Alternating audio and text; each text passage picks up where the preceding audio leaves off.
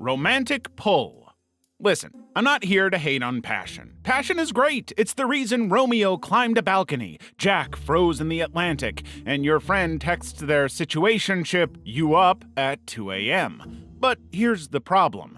If your relationship only exists because of chemistry and not actual compatibility, you're basically building a house with only fireworks. Sure, it's going to be bright and exciting for a while, but eventually it'll explode or fizzle out. Basically, when a relationship is just about that butterfly in the stomach, heart-racing, dramatic kiss in the rain type of love, you're setting yourself up for disaster. Because romance fades. That's not me being a pessimist, it's just biology. The same brain chemicals that make you obsess over your partner at the start would calm down over time. So if your entire relationship is built on that initial rush, what happens when the thrill fades? You start looking at each other like two confused strangers who accidentally sat at the same dinner table. For a relationship to work out, you have to date someone with similar interests, goals, shared experiences, or any other kind of common ground. If you and your partner can't be friends, can't laugh together, can't enjoy the boring everyday moments, then what are you even doing? The best relationships have layers, and passion is just one layer. Inconsistency. Imagine you're watching a TV show and every episode has a different main character. One day it's a crime thriller, the next it's a cooking competition, and by episode 5 it's a documentary about penguins. That's very confusing, right? Well, that's what dating an inconsistent person feels like. You never know what you're gonna get, and not in the cute chocolate box way. Dating someone inconsistent feels like being on an amusement park ride operated by a guy who just learned what buttons do. One day they're all in, showering you with love, calling you their soulmate, and texting you good morning before you even wake up. And the next minute it's complete radio silence, and suddenly they're as hard to find as a remote for the TV when you need it the most. This attitude would make you question everything in that relationship. It'll make you think you're actually not loved and that the relationship is not a priority. However, the truth is that inconsistency is often just commitment issues wearing a trench coat. They like the idea of a relationship but don't actually want to put in the effort. They're basically that one friend who always wants to hang out but never makes plans. At the end of the day, a relationship should feel like a stable Wi-Fi connection, not a power outage during your favorite show. If they can't be consistent, then they simply don't deserve you. Lack of friendships. Not everyone is a social butterfly, but if your partner's friend list is emptier than a fridge at the end of the month, that's a sign. Why? Well, because friendships teach a lot of crucial relationship skills.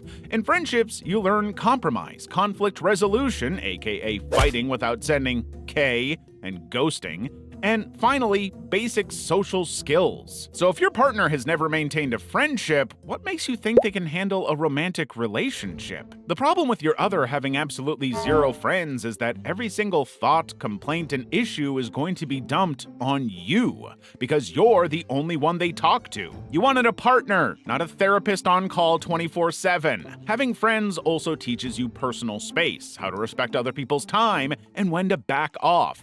Ergo, if your partner doesn't have any, they may simply not understand that. Before you know it, you're explaining why it's fine to have a hobby that doesn't involve them watching you like a security camera. Jealousy. Jealousy is called the green-eyed monster for a reason. It doesn't just glance at your phone, it grabs it, scrolls through your messages, and accuses you of flirting with your bank notifications. And possessiveness, on the other hand, is jealousy's clingy cousin who thinks your personal space is a myth and your independence is a threat. You see, jealousy turns regular loving partners into FBI agents who were clearly rejected by the academy, so they're compensating by investigating you. Now, while jealousy doesn't mean they don't love you, the relationship is still set up to fail because love thrives on trust, not paranoia. If your partner treats every human interaction you have as an episode of Cheaters, your relationship is basically a ticking time bomb that's definitely gonna explode. Then, because jelly and possessiveness work hand in hand, the latter is bound to enter your relationship one way or the other. This means that your partner would start getting offended every time you dare to have a life outside of them, like going to brunch, having hobbies, or just breathing near another person. It'll literally feel like you're dating a prison warden. This can get really suffocating because you are human, not a pet goldfish. You need a life outside your relationship or you'll end up resenting them. And the moment that starts happening, well, my point exactly. To be very clear, love is not a police interrogation. If you have to constantly prove your loyalty like you're taking an exam you didn't study for, that's not romance. That's an oppressive dictatorship disguised as love. Avoiding questions. If you've ever tried asking your partner a simple question only to watch them dodge it like Neo in the Matrix, then you have a pretty good idea of what I'm talking about. And that is honestly a relationship red flag the size of Texas. Basically, avoiding questions is a huge sign of a failed relationship because a healthy relationship thrives on honest communication. But when one person treats questions like an interrogation at FBI headquarters, then something's off. Plus, if they can't give a straight answer, it's because they either don't know or don't want you to know. Either way, not great. It's like ordering a burger and getting an empty bun. Where's the meat?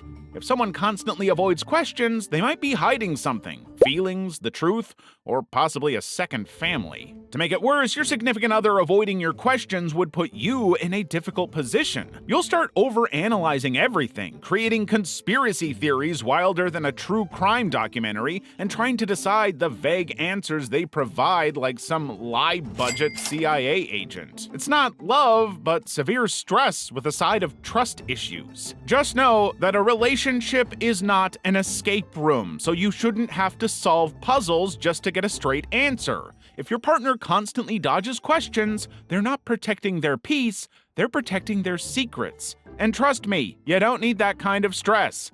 Breakups hurt less than dating a human question mark.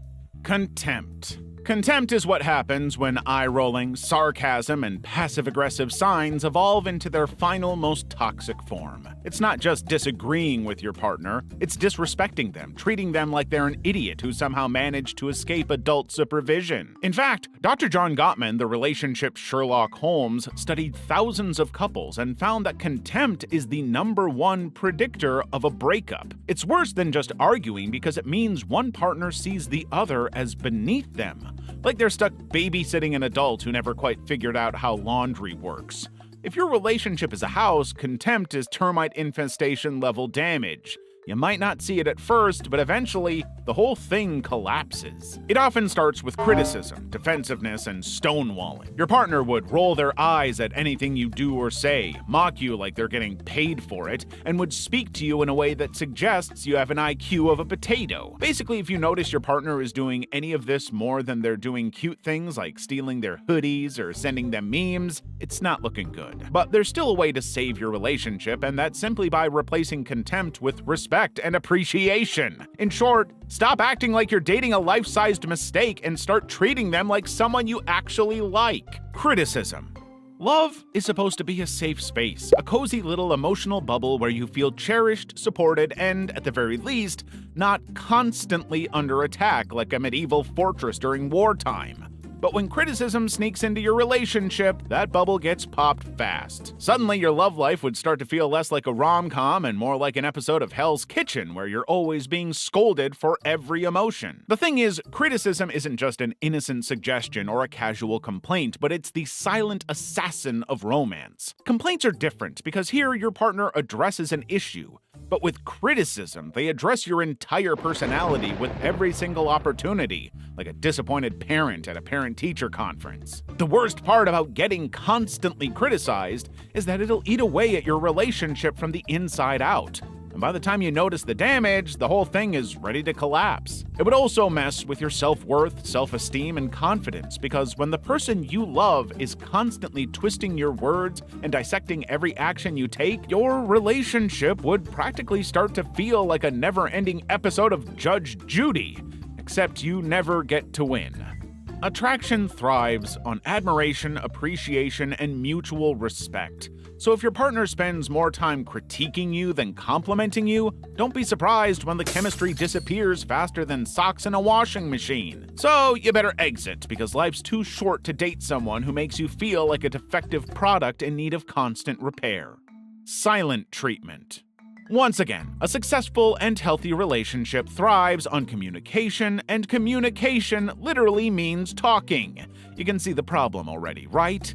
Well, the silent treatment is the direct opposite of communication, and it is when your partner decides that instead of talking things out like an adult, they'll just shut down completely and pretend you don't exist. It's emotional ghosting, except you're still technically in a relationship. It's like when your Wi-Fi stops working and instead of fixing it, you just sit there staring at your router hoping it'll fix itself. Spoiler alert, it won't. To be honest, the silent treatment is basically psychological terrorism for relationships.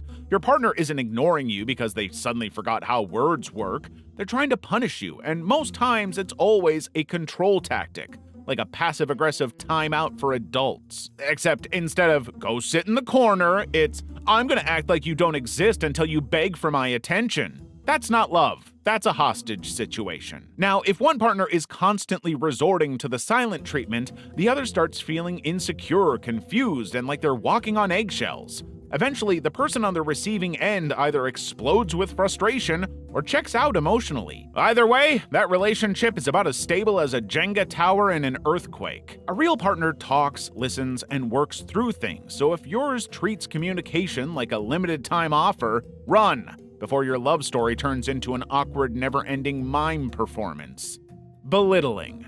You know what's worse than a partner who forgets your birthday? A partner who remembers it just to mock your life choices. That is basically belittling in a nutshell. The toxic relationship equivalent of slowly chipping away at someone's self-esteem like a sculptor who hates their own work. Belittling is when your partner turns you into the punchline of their jokes, except you're not laughing. It's those little digs, those harmless jokes, and those "I'm just being honest" comments that somehow make you feel very, very small. These comments aren't just hurtful, but are relationship termites that'll eat away at your confidence until your whole individuality collapses. At first, it'll start off as annoying, then it's painful, and eventually, there's nothing left of your self-esteem but raw nerves and regret. Also, belittling kills trust because, if someone is constantly mocking you, you'll stop opening up to them, and before you know it, you're emotionally single but still splitting rent. The saddest part about getting belittled is that you might even start to believe it. If someone makes it their life mission to tell you every single day that you're not good enough, you'll eventually start to wonder if they're right. At the end of the day, there's absolutely no reason to be someone's emotional punching bag. And the last time I checked, there's no love language that manifests as verbal smackdowns. So if your partner constantly makes you feel small, do yourself a favor and walk away. There's no reason to shrink yourself for someone who refuses to grow up. Lack of trust. Let's say you're cozied up on the couch, binge-watching your favorite show, and just as the biggest plot twist is about to drop, the screen freezes and starts buffering. You wait, and wait, and wait, but soon the suspense turns into frustration, and suddenly you're smacking your router like it owes you money. That's exactly what a relationship without trust feels like. A never-ending buffering wheel of doubt, suspicion, and stress. See, trust is the Wi-Fi of love, and without it, the connection is weak, the experience is frustrating, and eventually, someone is going to rage quit the whole thing. If you're in a relationship where there's no trust, everything you say and do would be analyzed like it's a secret code for something sinister. This kind of suspicion doesn't just ruin a good day, but would turn every interaction into a cross-examination. It'll basically turn your relationship into a detective show where you're both convinced the other is guilty, but nobody actually committed a crime. Lack of trust also does something evil to your mind, because it'll turn you into a full-time overthinker and a bundle of nerves. You'll spend hours comparing past conversations like you work for the FBI, and the worst part is